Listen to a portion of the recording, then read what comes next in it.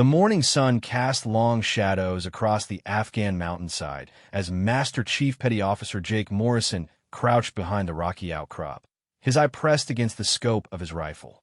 Sweat beaded on his forehead despite the cool mountain air. This was his 14th attempt at what should have been a routine elimination shot, and his hands trembled slightly as he adjusted his grip. Morrison had been a Navy SEAL for 12 years. He had completed over 200 successful missions across 3 different theaters of operation. His marksmanship record was nearly flawless, with confirmed kills at distances most snipers could only dream of attempting. But today, something was different. Something was wrong. The target sat in a chair on the balcony of a compound roughly 800 meters away. Intelligence had confirmed this was Khalil Nazari, a high-value Taliban commander responsible for coordinating attacks that had killed dozens of coalition forces over the past 6 months.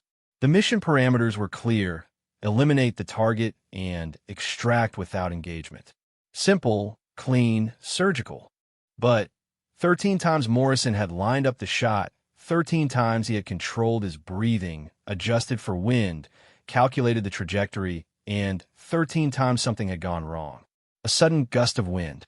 A bird flying across his line of sight at the exact moment of trigger pull. The target standing up unexpectedly.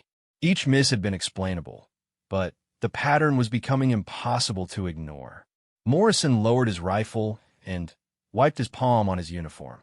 Behind him, his spotter, Petty Officer First Class Danny Chun, watched through binoculars with growing concern. "Chief, maybe we should call this in," Chun whispered. "Request backup or a different angle of approach." Morrison shook his head. "Negative. We can make this shot. Just need to focus." But even as he said the words, Morrison knew something fundamental had shifted.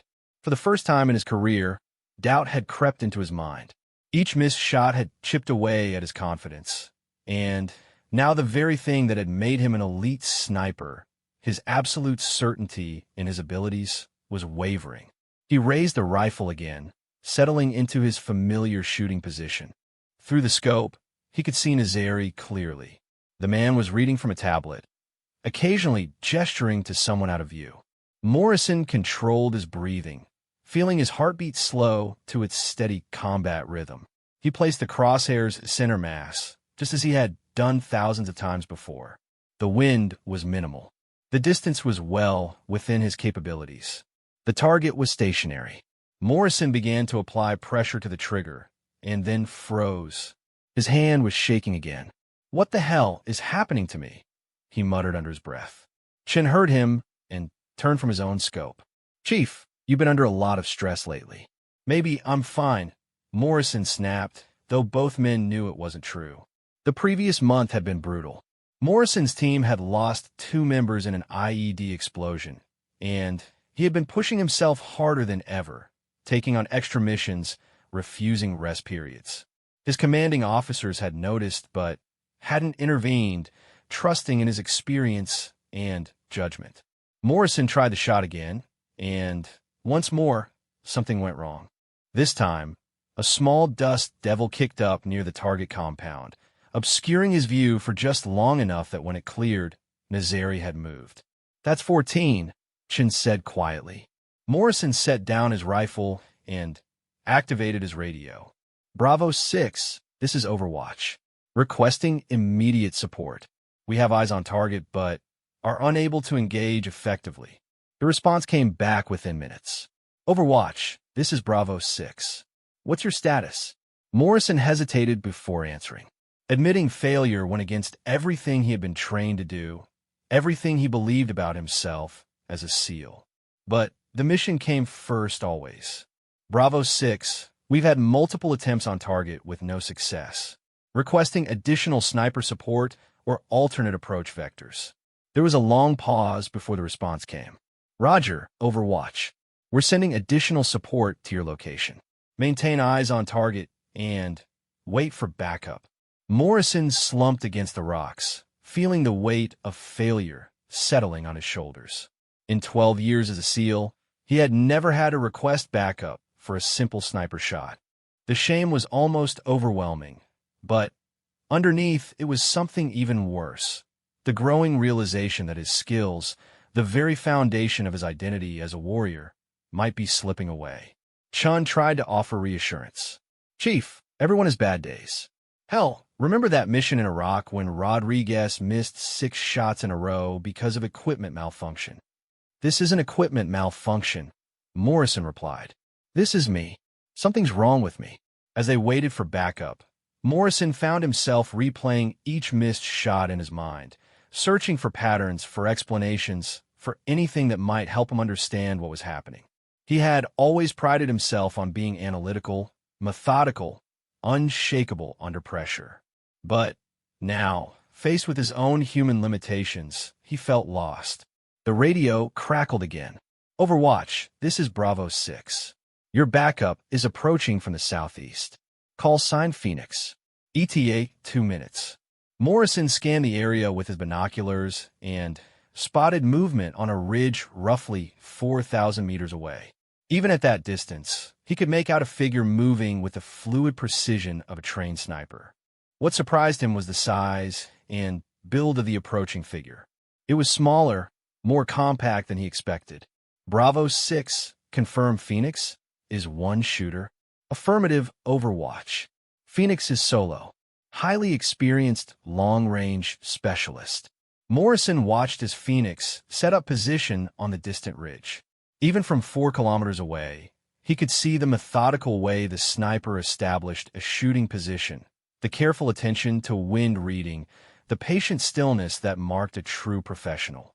His radio crackled with a new voice, calm and steady with a slight accent he couldn't immediately place. Overwatch, this is Phoenix. I have visual on your target. Requesting permission to engage. Morrison was about to respond when something in the voice caught his attention. It was higher than he had expected, with a measured cadence that spoke of absolute confidence. Phoenix, this is Overwatch. You have authorization to engage target. Be advised, target has been mobile and conditions have been challenging. Copy that, Overwatch. I see your target clearly. Taking the shot now. Morrison raised his binoculars toward the distant ridge, then switched to observe the target compound. Through his scope, he could see Nazari still on the balcony, now standing and talking animatedly on a phone. The distance from Phoenix's position was extraordinary. 4,000 meters was at the very edge of what was considered possible for a sniper shot, requiring not just exceptional skill, but also perfect conditions and equipment. For a moment, the mountain was completely still. No wind, no movement, no sound except the distant hum of insects and the faint sound of voices from the compound below. Then, Morrison heard it, the faint crack of a rifle shot echoing across the valley, so distant it was barely audible. He swung his binoculars back to the compound, just in time to see Nazari collapse, a clean shot that had traveled 4 kilometers through mountain air and found its mark with surgical precision. Target down, came the calm voice of Phoenix over the radio. Clean kill, no collateral damage. Beginning extraction. Morrison stared at the compound in disbelief. What he had been unable to accomplish from 800 meters, Phoenix had achieved from 5 times that distance on the first attempt. The professional in him was impressed, but the human part of him felt a deep sense of inadequacy. Phoenix, this is Overwatch. Outstanding shot. Thank you for the assist. Copy, Overwatch. Mission complete. Phoenix out. As Morrison and Chun began their own extraction, packing their equipment and preparing to move out, Morrison couldn't shake the image of that distant figure on the ridge. Whoever Phoenix was, they had just demonstrated a level of skill that bordered on the impossible. The shot had been perfect, not just accurate, but timed flawlessly, executed under pressure, and accomplished with a calmness that spoke of absolute mastery. Chief, Chun said as they began moving down the mountain. You ever seen a shot like that before? Morrison shook his head. Never. For 1,000 meters in these conditions? That's not just skill, that's art. As they made their way back to base, Morrison found himself thinking not just about his own failure, but about the mysterious sniper who had salvaged their mission. Something about Phoenix intrigued him, and he realized he very much wanted to know who could make an impossible shot look routine. The extraction took them 2 hours of careful movement through rocky terrain, always staying below ridge lines, always watching for enemy patrols. By the time they reached the base perimeter, the sun was beginning to set, painting the mountains in shades of gold and red. Morrison's commanding officer, Lieutenant Colonel Sarah Hayes, was waiting for them at the debriefing room. Hayes was a 20-year veteran who had come up through the ranks, earning her position through a combination of tactical brilliance and unshakable leadership under fire. She had approved Morrison for dozens of missions and had never questioned his abilities before. "Morrison, Chun, take a seat," Hayes said, her tone neutral but with an undercurrent of concern. "I want a full debrief on what happened out there." Morrison recounted the mission, struggling with the words as he described each missed shot. It felt like confessing to a crime, admitting to failures that went against everything he believed about himself as a soldier. Hayes listened without interruption, taking notes, her expression revealing nothing. When Morrison finished, Hayes was quiet for a long moment. 14 missed shots before Phoenix took over? "Yes, ma'am. And you have no explanation for the misses?" Morrison met her gaze. "No, ma'am. Equipment was functioning normally. Conditions were challenging, but well within normal parameters. The fault was mine." Hayes nodded slowly. "Morrison, you've been on continuous deployment for 8 months. You've completed 43 missions in that time, including some of the most difficult assignments we've undertaken in this theater. When's the last time you took leave?" "I don't need leave, ma'am. I need to figure out what went wrong today." "What went wrong," Hayes said firmly, "is that you're human. Even the best operators have limits, and you've been pushing yours for months. I'm ordering you to take 2 weeks of rest and rotation. No arguments." Morrison started to protest, but Hayes held up her hand. "That's an order, Chief. Use the time to rest, decompress, and get your head right. When you come back, we'll reassess." As Morrison left the debriefing, his mind was already working on other concerns. Who was Phoenix? How had they made that impossible shot? And, perhaps most importantly, what could he learn from them that might help him understand what had gone wrong with his own abilities? The answers to those questions would have to wait, but Morrison had a feeling that his encounter with the mysterious sniper was far from over. Something told him that Phoenix might hold the key not just to understanding what had happened on the mountain, but to recovering the confidence and skill that had defined his entire career. 2 days into his forced leave, Morrison found himself unable to sit still. The base in Kandahar offered little in the way of distraction: a small recreation area, a library filled mostly with outdated magazines, and a gym that he had already visited 3 times that day. Sleep eluded him, and when he did manage to doze, he found himself reliving each missed shot in vivid detail.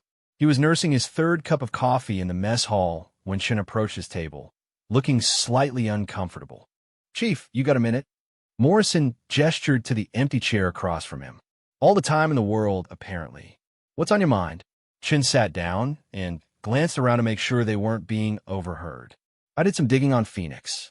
Thought you might want to know what I found." Morrison leaned forward, suddenly interested. "And, well, it wasn't easy. Phoenix is classified pretty high up the chain, but I got a buddy in intelligence who owed me a favor." Chen pulled out a small notebook and flipped through several pages. "Real name is Elena Vasquez. Former Spanish Army, specialized in long-range reconnaissance. Did 3 tours in Afghanistan with their Special Operations Unit before transferring to an international task force." Morrison raised an eyebrows. "Spanish Army? That explains the accent. Gets more interesting," Chun continued. "She holds the unofficial record for longest confirmed kill shot in NATO operations. That 4,000-meter shot the other day, that wasn't even close to her personal best. Word is she made a shot at 4,800 meters in Syria 2 years ago." 4,800 meters, Morrison repeated, shaking his head. "That's nearly 3 miles. There's more. She's not just a sniper, she's a shooting instructor. Runs advanced marksmanship courses for special operations units across Europe. They call her La Fantasma, the ghost, because her shots are so clean that targets just seem to disappear." Morrison absorbed this information, feeling a mixture of professional admiration and personal inadequacy. Where is she now? That's the thing, Chen said, lowering his voice. She's still here on base. Apparently, she's been assigned to a training rotation, working with selected personnel on advanced shooting techniques. And Chief Chen hesitated. What? Colonel Hayes specifically requested that you be added to the training roster. Morrison felt his stomach drop. The idea of being taught by the very person who had succeeded where he had failed was both humiliating and intriguing. Part of him wanted to refuse to work through his problems on his own. But the rational part of his mind recognized an opportunity to learn from someone who had clearly mastered aspects of the craft that he was still struggling with. When do I start? Tomorrow, 0600. Range 7.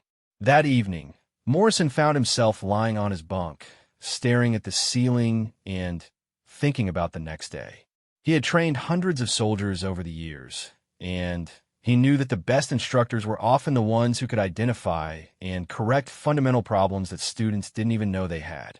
If Elena Vasquez was as skilled as Chen's research suggested, maybe she could help him understand what had gone wrong on the mountain.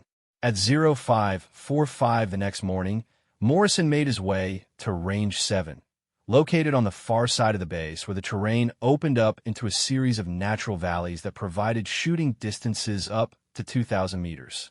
The range was equipped with state-of-the-art target systems and wind measurement equipment, making it ideal for precision shooting training. Elena Vasquez was already there, checking equipment with the methodical care of a true professional.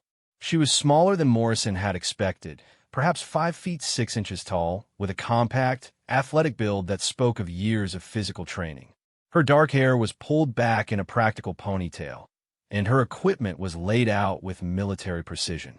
"You must be Morrison," she said, looking up from her rifle case. Her English was excellent, with only the slightest trace of accent. "I've heard about your situation." Morrison felt heat rise in his cheeks. "Ma'am, I appreciate the opportunity to train with you, but I want you to know that what happened the other day was unusual. I don't typically require backup for routine shots." Elena smiled, and there was no condescension in it, only understanding. "Jake, may I call you Jake?" Every sniper goes through periods of doubt. The difference between good snipers and great ones is how they respond to those moments. "Please call me Elena." She gestured toward a shooting mat that had been laid out facing targets at various distances. "Before we begin, I want you to take 3 shots at the 800-meter target. Use your own equipment, your own technique. Don't think about what happened before. Just shoot the way you normally would." Morrison set up his rifle, a customized M40A5 that he had been using for the past 2 years. The weapon was perfectly zeroed and had never given him problems before. He settled into his shooting position, controlled his breathing, and lined up the shot. The first shot hit the target, but several inches low and to the right of center. The second was closer, but still off the mark. The third was a clean miss. Morrison lowered his rifle, feeling the familiar frustration building. "I don't understand what's happening. These should be easy shots." Elena had been watching through her own spotting scope, and now she set it aside and moved to kneel beside him. "May I?" Morrison nodded, and Elena placed her hands on his shoulders, feeling the tension in his muscles. "You're holding stress in your entire upper body. When did you last take a real break from operations?" "I don't need a break. I need to fix whatever's wrong with my shooting." "Jake, your shooting isn't broken. Your mind is overloaded."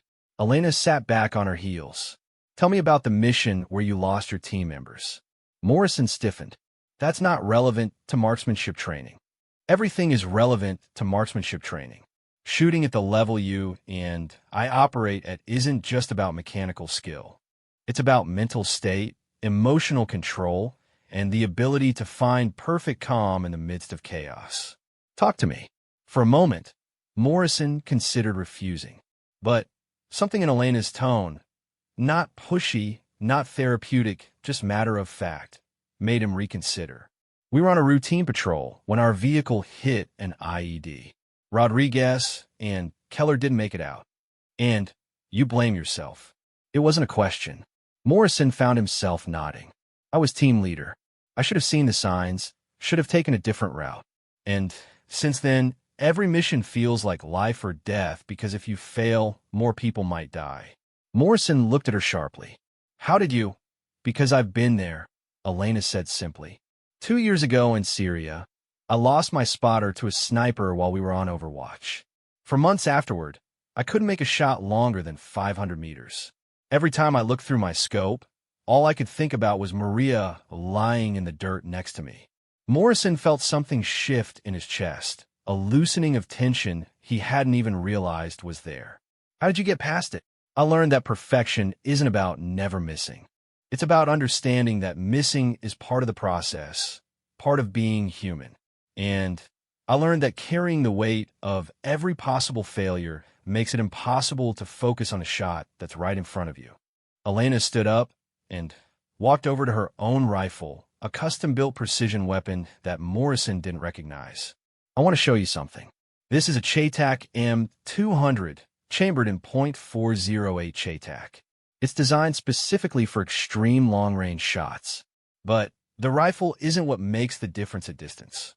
She settled into position behind the weapon, and Morrison immediately noticed the difference in her posture. Where he had been tight and controlled, Elena was relaxed, almost casual. Her breathing was deep and natural, not the controlled combat breathing he had been taught. The secret to long-range shooting isn't forcing control, Elena continued, adjusting her scope. It's finding natural balance. Watch. Elena lined up on a target at 1,500 meters. Morrison could see through his spotting scope that the wind was gusting unpredictably, making the shot extremely challenging.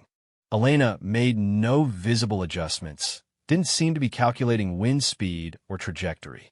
She simply breathed naturally, settled into the rifle, and fired. The shot was perfect, dead center of the target. How did you? Morrison began. I didn't calculate the shot, Elena interrupted. I felt it. After enough years behind a scope, your body learns to read conditions instinctively. But that only works when your mind isn't fighting your body every step of the way. She gestured for Morrison to take position behind his rifle again. This time, I want you to forget everything you think you know about precision shooting. Don't calculate wind speed. Don't overthink your breathing. Just look at the target and trust your instincts. Morrison settled behind his rifle and immediately felt the tension creeping back into his shoulders. Elena noticed and placed a gentle hand on his back. Breathe like you're falling asleep, she said softly. Let your body settle into the rifle instead of forcing it into position. Morrison tried to follow her instructions, but years of ingrained technique were hard to overcome. He lined up the shot, started his breathing routine, and began to apply trigger pressure. Stop, Elena said firmly. You're thinking again. Your brain is running through a checklist instead of just shooting. Try again, but this time I want you to close your eyes for 30 seconds before you open them and take the shot. The instruction seemed bizarre, but Morrison complied. With his eyes closed, he found that his breathing naturally deepened. The tension in his shoulders eased slightly. When he opened his eyes and looked through the scope, the target seemed clearer somehow, more defined. This time, when he pulled the trigger, the shot felt different. Instead of the mechanical precision he had been forcing, there was a smoothness to the entire process. The bullet struck the target just 2 inches from center. Not perfect, but dramatically better than his previous attempts. Better, Elena said. Much better. Now do it again. For the next 2 hours, Elena worked with Morrison on breaking down his ingrained habits and rebuilding them from the ground up. She taught him breathing techniques borrowed from meditation practices, showed him how to read environmental conditions through subtle sensory cues rather than instruments, and gradually helped him rediscover the intuitive shooting ability that had made him an elite sniper in the first place. By the end of the session, Morrison was consistently hitting targets at 800 meters and had even managed a few successful shots at 1,200 meters. More importantly, the crushing weight of self-doubt that had plagued him since the failed mission was beginning to lift. As they packed up their equipment, Elena turned to Morrison with a thoughtful expression. Jake, would you be interested in accompanying me on a training exercise tomorrow? I've been asked to demonstrate long-range techniques for a group of international observers, and I could use an assistant instructor. Morrison felt a surge of professional interest. What kind of demonstration?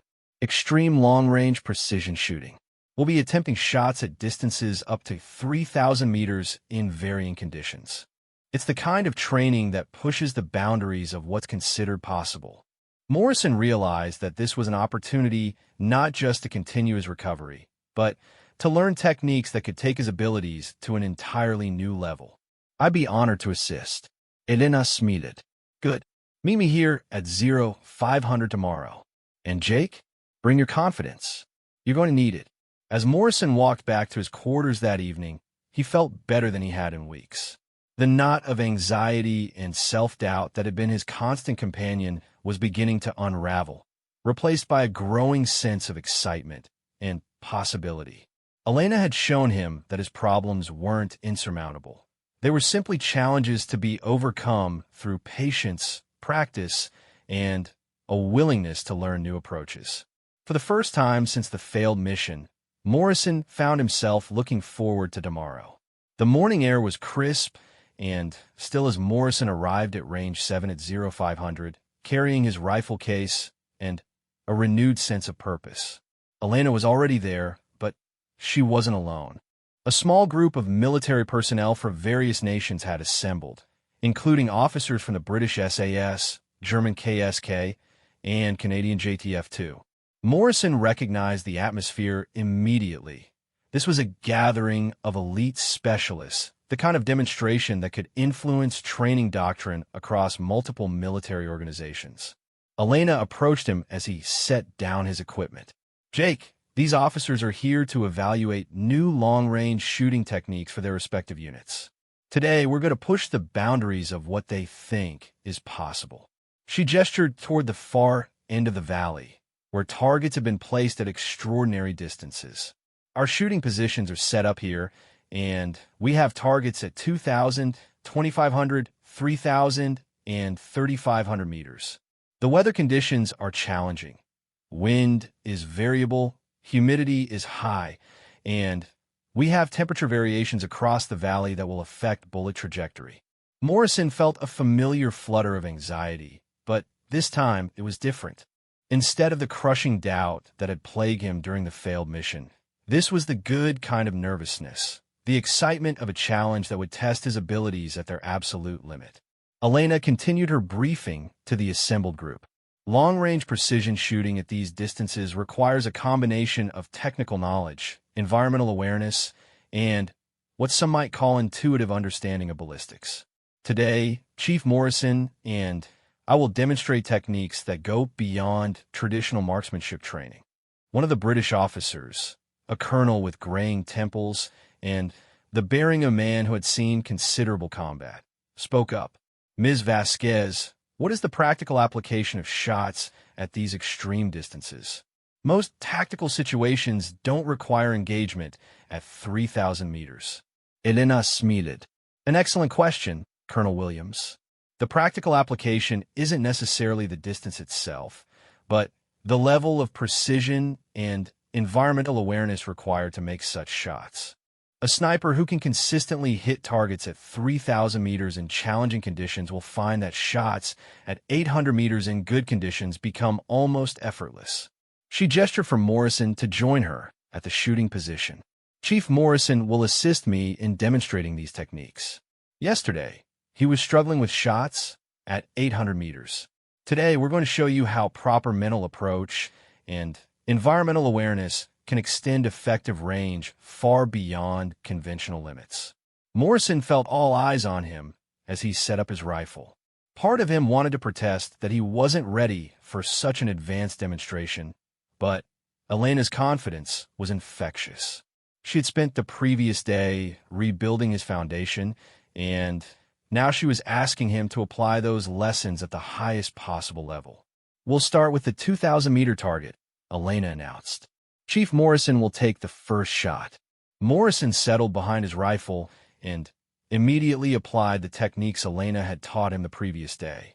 Instead of forcing his body into a rigid shooting position, he allowed himself to settle naturally. Instead of mechanically controlling his breathing, he let it find its own rhythm. Most importantly, instead of overthinking the countless variables that could affect the shot, he trusted his instincts. Through his scope, the target looked impossibly small. At 2,000 meters, even a perfect shot required accounting for bullet drop, wind drift across multiple zones, temperature variations, and a dozen other factors. Morrison found himself starting to calculate, and then remembered Elena's advice: trust your instincts. He closed his eyes for a moment, feeling the slight breeze on his face, sensing the subtle temperature changes in the air. When he opened them and looked through the scope again, the shot felt right. He squeezed the trigger with smooth, steady pressure. The bullet's flight time at that distance was nearly 3 seconds, long enough for Morrison to track its path through his scope and see it strike the target just 2 inches from center. The assembled officers murmured their approval, and Morrison felt a surge of satisfaction unlike anything he had experienced in months. Elena smiled and nodded approvingly before taking position for her own demonstration. For the 2,500-meter shot, I want to discuss environmental reading, Elena said, settling behind her CheyTac rifle. At these distances, traditional wind measurement tools are insufficient. You must read the entire environment: vegetation movement, temperature gradients, even the behavior of birds and insects. She pointed to various locations between their position and the target. Notice the grass movement at 800 meters. The wind is coming from the northwest at approximately 8 miles per hour. But at 1,500 meters, see how the dust is being kicked up differently? There's a crosswind there, probably 6 miles per hour from the east. And at the target itself, the heat shimmer suggests rising air currents. Morrison watched in fascination as Elena processed dozens of environmental cues that he had never even considered. She made subtle adjustments to her scope, then settled into the shot with the same relaxed concentration he had observed the day before. The shot was perfect, dead center of the 2,500-meter target. Colonel Williams shook his head in amazement. How do you account for all those variables simultaneously? Practice and intuition, Elena replied. After enough years, you stop calculating and start feeling. But it only works when your fundamental technique is solid and your mind is clear of distractions. She turned to Morrison. Your turn for 2,500 meters. Morrison felt the familiar flutter of anxiety, but now it was manageable. He applied Elena's techniques, reading the environment through sensory cues rather than instruments. The shot felt challenging, but achievable. When he fired, the bullet struck the target 4 inches from center. Not perfect, but well within acceptable limits for such a difficult shot. Excellent, Elena said. Now we move to 3,000 meters. At 3,000 meters, the target was barely visible even through high-powered scopes. Elena took the first shot, demonstrating techniques for reading atmospheric conditions across such vast distances. Her bullet struck within 6 inches of center, an extraordinary achievement given the distance and conditions. When Morrison's turn came, he found himself entering a state he had never experienced before. All the stress and self-doubt that had plagued him for weeks seemed to fall away, replaced by a calm focus that felt almost meditative. He could sense the wind patterns across the valley, could feel the subtle changes in air density, could practically visualize the bullet's path through space. The shot felt perfect from the moment he squeezed the trigger. 3 seconds later, the bullet struck the 3,000-meter target just 3 inches from center. The assembled officers erupted in amazed conversation. Morrison stared through his scope at the target, hardly believing what he had just accomplished. A week ago, he had been unable to hit a stationary target at 800 meters. Now he had successfully engaged at nearly 4 times that distance. Elena placed a hand on his shoulder. How did that feel? Morrison considered the question seriously. Like everything finally made sense. Like I remembered who I was supposed to be. That's exactly right. You didn't learn new skills today. You rediscovered skills you already had. The doubt and pressure were blocking your natural abilities. For the final demonstration, Elena announced that she would attempt a shot at 3,500 meters, a distance that pushed the absolute limits of her equipment and the physical laws governing ballistic trajectories. At that distance, the target was invisible to the naked eye and difficult to see even through powerful scopes. This shot is at the edge of what's physically possible with current technology, Elena explained to the group. Success depends on perfect environmental reading, flawless technique, and a certain amount of luck. Even under ideal conditions, I would expect to achieve this shot perhaps one time in 5. Morrison watched as Elena prepared for what was clearly going to be the most difficult shot of her career. She spent nearly 10 minutes reading environmental conditions, making micro-adjustments to her scope, and preparing mentally for the attempt. When she finally settled behind her rifle, the entire valley seemed to hold its breath.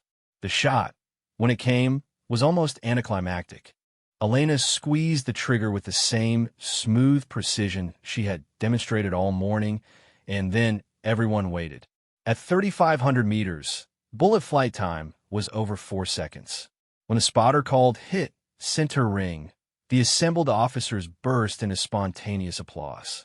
Elena had successfully engaged a target at a distance most snipers would consider impossible. As the demonstration concluded and the visiting officers prepared to depart, several approached Morrison to compliment him on his shooting. Colonel Williams shook his hand firmly. "Chief, that was some of the finest marksmanship I've ever witnessed. Your military should be proud to have operators of your caliber." Morrison felt a warmth spread through his chest that had nothing to do with the praise itself, but with the knowledge that he had earned it honestly. He had faced his doubts, worked through his problems, and emerged stronger than before. As the visitors departed and Morrison and Elena packed their equipment, she turned to him with a thoughtful expression. "Jake, I have a proposition for you. I'm establishing a new international training program for extreme long-range shooting techniques. We'll be working with elite units from multiple countries, developing new doctrine and training methods. I could use an assistant instructor with your experience and natural ability." Morrison considered the offer carefully. It would mean leaving his regular SEAL unit, at least temporarily, but it would also mean working at the cutting edge of his profession with one of the most skilled snipers in the world. What would be expected of me? Help me develop training curricula, assist with instruction, and continue pushing the boundaries of what's possible in precision shooting. We'll be working with the best marksmen from every major military organization, testing new equipment, and developing techniques that could revolutionize how elite units approach long-range engagement. Morrison thought about the journey he had taken over the past few days. A week ago, he had been broken, unable to perform the most basic functions of his profession.